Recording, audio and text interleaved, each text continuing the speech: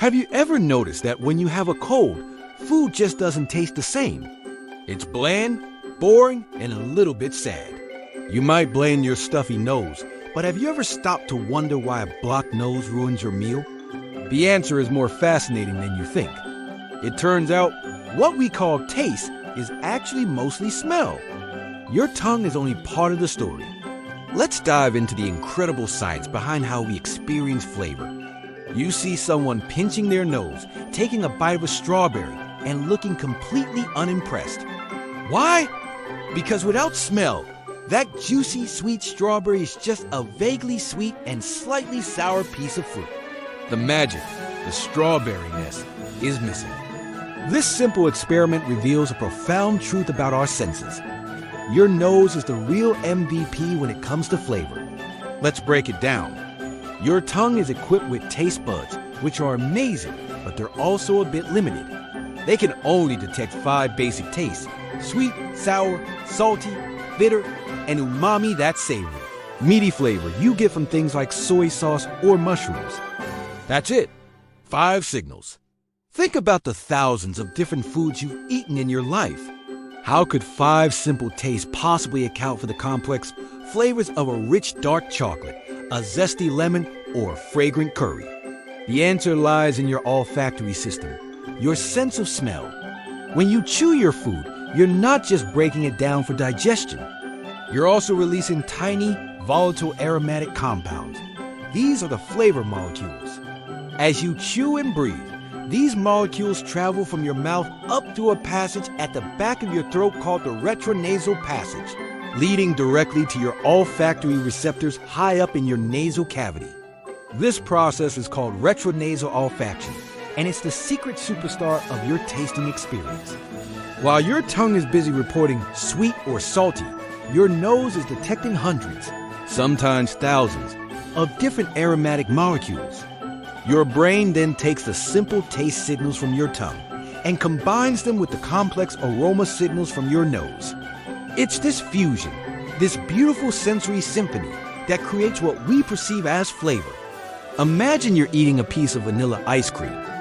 Your tongue says sweet, but your nose picks up on molecules like vanillin, which gives it that creamy, floral, and slightly woody character. Your brain merges these 2 streams of information and voila, you experience the rich, unmistakable flavor of vanilla. Without the input from your nose, it would just be cold, sweet goo. This is why professional food tasters and sommeliers spend so much time sniffing. They're not just being dramatic. They're gathering crucial data. When a wine expert swirls a glass and takes a deep sniff, they're analyzing the nose or bouquet of the wine, identifying notes of cherry, oak, or leather before a single drop even touches their tongue. This is orthonasal olfaction smelling through your nostrils. Both orthonasal and retronasal olfaction are critical to our perception of flavor. Let's do a little thought experiment. Picture a jelly bean. You know the drill. They come in countless flavors. If you were to plug your nose and pop a cherry jelly bean in your mouth, what would you taste? Mostly just sweetness. You'd know it's sugary, but you'd struggle to identify the specific flavor. Now, unplug your nose. Suddenly, an explosion of cherry flavor floods your senses. That's retronasal olfaction kicking in. The aromatic compounds from the jelly bean have finally reached your olfactory receptors, and your brain can now complete the flavor puzzle. This connection between taste and smell is hardwired into our brains. The olfactory bulb, the part of the brain that processes smell, has direct connections to the amygdala, which processes emotions, and the hippocampus, which is involved in memory.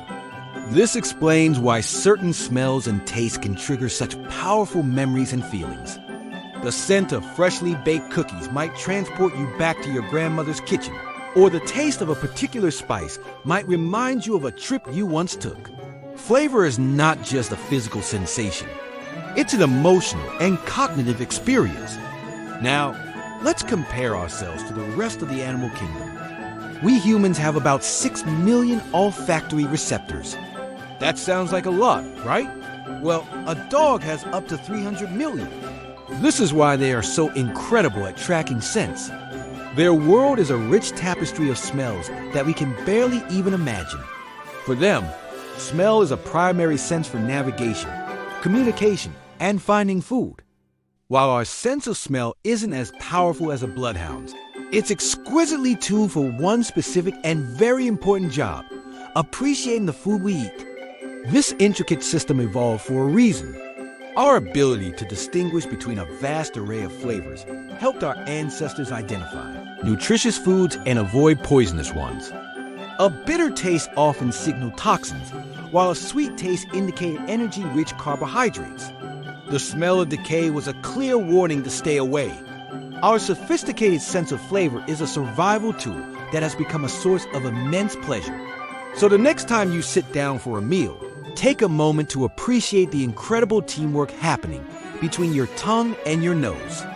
Pay attention to the aroma before you take a bite. Chew slowly and breathe. Notice how the flavors evolve and develop in your mouth. You're not just eating. You're engaging in a complex sensory experience that is unique to every bite. Understanding the science behind flavor doesn't take away the magic.